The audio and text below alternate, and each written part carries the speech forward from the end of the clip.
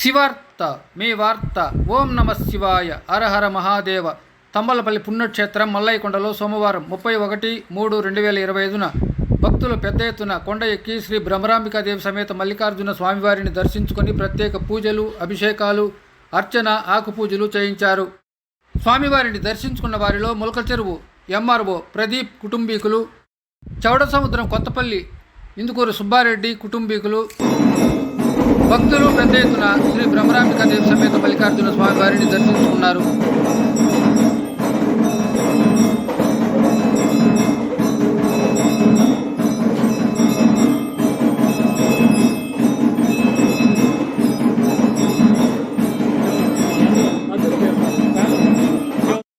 ప్రతి సోమవారం మల్లయ్యకొండలో మల్లయ్యదారుల సందడి కనిపిస్తోంది.